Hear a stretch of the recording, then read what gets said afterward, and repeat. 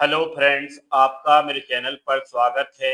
आज हम बात करने वाले हैं एमपी पुलिस एएसआई और सूबेदार के फॉर्म किस प्रकार से भरते हैं। सबसे पहले आपको ब्राउज़र ओपन करना है।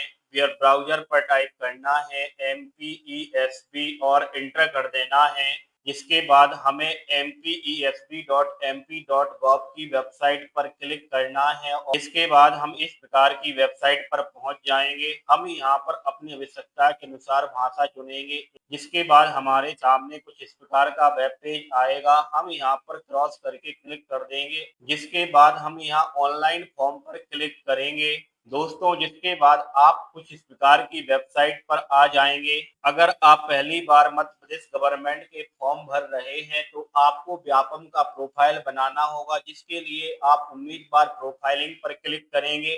यहाँ पर आपको काफी चीजें दिखाई दी जाती है। प्रोफाइल पंजीकरण फॉर्म किस प्रकार से प्रोफाइल पंजीयन करेंगे, इसका लिंक मैं अपने वीडियो के डिस्क्रिप्शन में दे दूंगा, जिसे देख करके आप प्रोफाइल पंजीकरण फॉर्म कर सकते हैं। अगर आपका पहले से प्रोफाइल पंजीकरण है और उसमें कोई सुधार करना चाहते हैं तो यहाँ पर आप क्लिक करके सुधार कर सकते हैं और इसका लिंक भी मैं आपको वीडियो के डिस्क्रिप्शन में दे दूंगा। अगर आप प्रोफाइल पंजीयन और पासवर्ड भूल गए हैं तो उसे किस प्रकार से प्राप्त कर सकते हैं, इसका लिंक भी मैं आपको अपने वीडियो के डिस्क्रिप्शन में दे दूंगा, जिसे देख करके आप अपना पासवर्ड प्राप्त कर सकते हैं। अगर आपका मोबाइल नंबर चेंज हो गया है और आप उसे बदलना चाहते हैं तो आप किस प्रकार से बदल सकते हैं, इसका लिंक भी मैं आपको वीडियो के डिस्क्रिप्शन में दे दूंगा, जिसके माध्यम से आप ये सारे काम कर पाएंगे। तो बने रहें वीडियो के अंत तक। हम अब आगे बात करते हैं कि फॉर्म किस प्रकार से भरेंगे। अगर आप मेरे चैनल पर नए हैं और आपने अभी तक मेरे चैनल को सब्सक्राइब नहीं किया हुआ है तो आप मेरे चैनल को सब्सक्राइब करें। हम बात करते हैं फॉर्म किस प्रकार से भरेंगे। तो हम उपलब्ध सेवाओं पर क्लिक करेंगे। हम यहाँ पर देख पा रहे हैं कि एएसआई का जो फॉर्म भरने की आवेदन तिथि 3 अक्टूबर से लेकर के 17 अक्टूबर के बीच है। उसका फॉर्म भरने के लिए आप यहाँ पर जो इस प्रकार की बुक दिखाई दे रही है, इस पर क्लिक करके फॉर्म भर सकते हैं। आप एएसआई का फॉर्म भरने के पहले आप एएसआई का नोटिफिकेशन पढ़ना चाहती तो आप यहाँ पीडीएफ पर क्लिक करेंगे कि पीडीएफ डाउनलोड हो जाएगी। आप उसको ओपन करके एक बार प्रॉपरली रीड कर लें। फॉर्म भरने के लिए हम यहाँ पर आवेदन करें पर क्लिक करेंगे।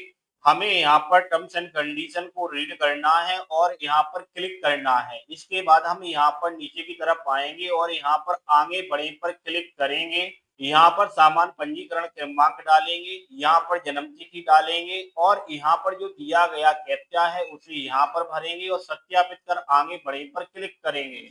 जिसके बाद हमारे सामने इस प्रकार का प्रोफाइल आ जाएगा। जिसके बाद हम आगे बढ़े पर क्लिक करेंगे। अगर आप भूतपूर्व सैनिक हैं तो आप यहाँ पर टिक करेंगे। अगर नगर सेवी हैं तो आप यहाँ पर क्लिक करेंगे और अगर आप डायरेक्टली फॉर्म भरना चाहते हैं बिना वर्क के तो यहाँ पर टिक करेंगे। अगर आप सरकारी नौकरी कर रहे हैं तो आप यहाँ पर हाँ करेंगे, अन्यथा नो करेंगे। अगर आप मध्य प्रदेश शासन के अनुसार छटनी शुदा कर्मचारी हैं तो हाँ पर क्लिक करेंगे, अन्यथा नहीं पर क्लिक करेंगे। अगर आप विधवा या तलाकशुदा हैं तो आप यहाँ पर हाँ करेंगे, अन्यथा नो करेंगे। आपके जो निवास का जिला है वो क्या है उसकी जानकारी हम यहाँ पर भरेंगे कि हम किस जिले के रहने वाले हैं, इसकी जानकारी यहाँ पर देंगे। अगर आपको विक्रम पुरस्कार से सम्मानित किया गया है तो आप हाँ पर क्लिक करेंगे, अन्यथा नहीं पर क्लिक करेंगे। अगर आपको आदिम जाति, अनुसूचित जाति और अनुसूचित जनजाति और पिछड़ा विभाग कल्याण की तरफ से आपको विवाह प्रोत्साहन योजना से पुरस्कृत किया गया है तो आप हाँ करेंगे, अन्यथा नो करेंगे। आप नियम पुस्तिका को पढ़ लेने के बाद कोई बोनस अंक लेना चाहती हैं, अगर आप इस श्रेणी के व्यक्ति हैं तो आप हाँ पर क्लिक करेंगे, अन्यथा नहीं पर क्लिक करेंगे। अगर हम एएसआई के लिए फॉर्म भरना चाहते तो हम इस पर टिक करेंगे। अगर हम एएसआई स्टेनो के लिए फॉर्म भरना चाहते तो हम यहाँ पर टिक करेंगे। दोनों के लिए क्या क्या एजुकेशन लगेगी यहाँ पर आप रीड कर सकते हैं। अगर आपके पास ये सारी क्वालिफिकेशन है तो ही आप यह फॉर्म भर पाएंगे, जिसके लिए आप यहाँ पर टिक करेंगे। टिक कर देने के बाद click here to select preference पर क्लिक करेंगे।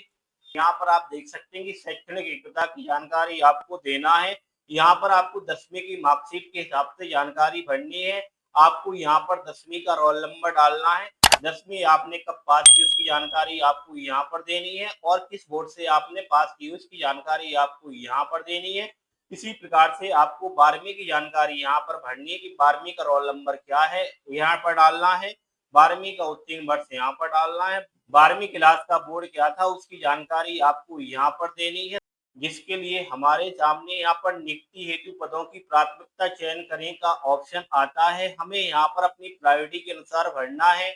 आप किसे पहले भरना चाहते हैं, आप उसे पहले टिक करें और इसी प्रकार से ये सारी चीज़ों को टिक करने के बाद अगर किसी को ऊपर करना है तो उसे सेलेक्ट करके अप पर क्लिक करेंगे, अगर नीचे करना है तो डाउन पर क्लिक करेंगे। इसी प्रकार से सारी चीज़ें आप भर देने के बाद आगे बढ़ेंगे। अगर आपने जो नियम पुस्तिका पढ़ी हुई है, जो आपके शारीरिक मापदंड है वो आपके हैं, तो आप यहाँ पर हाँ पर क्लिक करेंगे और आप अपनी जो एजुकेशन मांगी गई है उसको भी फुलफिल करते हैं तो हाँ पर क्लिक करेंगे। इसके बाद हम यहाँ पर परीक्षा शहर भरेंगे। प्रायोरिटी के अनुसार सबसे पहले हम जहाँ पर एग्जाम देने जाना है, हम सबसे पहले उसे सिलेक्ट करेंगे, दूसरे स्थान पर सिलेक्ट करेंगे। इसी प्रकार से हम सारी प्रायोरिटी भर देंगे और आगे फॉर्म भरेंगे। एग्जाम सेंटर भर देने के बाद टर्म्स एंड कंडीशन को रीड करने के बाद हम यहाँ पर टिक करेंगे। टिक करने के बाद हम आगे बढ़े पर क्लिक करना है। यहाँ पर हमें अपने डॉक्यूमेंट अपलोड करना है। जो डॉक्यूमेंट आपको अपलोड करना है उसकी चौड़ाई 700 पिक्सल से लेकर 800 पिक्सल के बीच होनी चाहिए और ऊंचाई 400 पिक्सल से लेकर के 900 पिक्सल के बीच होना चाहिए। यहाँ पर हमको 12वीं की मार्कशीट अपलोड करना है। अपने कंप्यूटर में मौजूद 12वीं की मार्कशीट को यहाँ पर अपलोड करेंगे और अपलोड एजुकेशन सर्टिफिकेट पर क्लिक करेंगे, जिसके बाद आपकी सर्टिफिकेट अपलोड हो जाएगा। यहाँ पर स्टेनोग्राफर संबंधित डॉक्यूमेंट अपलोड करना है। चूज फाइल पर क्लिक करेंगे और अपलोड स्टेनोग्राफर सर्टिफिकेट पर क्लिक करेंगे। यहाँ पर सीपीटी से संबंधित डॉक्यूमेंट अपलोड करना है और अपलोड सीपीटी सर्टिफिकेट पर क्लिक करेंगे तो आपके डॉक्यूमेंट अपलोड हो जाएंगे। सभी डॉक्यूमेंट अपलोड कर देने के बाद सबमिट डिटेल पर क्लिक करेंगे, जिसके बाद हमारे सामने जानकारी आ जाएगी कि हमारा जो फॉर्म फिलअप है वो फॉर्म फिल हो चुका है और अभी तक इसका पेमेंट नहीं किया गया है। तो आप यहाँ पर जो आवेदन क्रमांक दिया गया है इसको आप नोट कर लें। फॉर्म को सेव करने के लिए हम प्रिंट पर क्लिक करेंगे और अपने कंप्यूटर में किसी विशेष लोकेशन पर सेव कर लेंगे। जिसके बाद अगर हम पेमेंट काटना चाहते हैं तो प्रोसेस टू पेमेंट पर क्लिक करेंगे। हम पेमेंट किसी भी मोड से कर सकते हैं, UPI, debit card, net banking. आप जिस हिसाब से पेमेंट करना चाहते हैं अपने हिसाब से उसको चुने। हमने यहाँ पर यूपीआई को चुना हुआ है। इसके बाद हम पे ऑफ इंडिया एंडियल गवर्नमेंट ऑफ इंडिया पर क्लिक करेंगे। हम यहाँ पर क्यूआर कोड के माध्यम से पेमेंट करना चाहते हैं तो क्यूआर कोड पर क्लिक करेंगे और यहाँ पर क्यूआर कोड स्कैन करेंगे। क्यूआर कोड स्कैन करने के बाद हम पेमेंट कर देंगे और हमारा पेमेंट हो जाएगा। हमारा पेमेंट हो जाने के बाद हम उसका फाइनल प्रिंट आउट निकाल सकते हैं।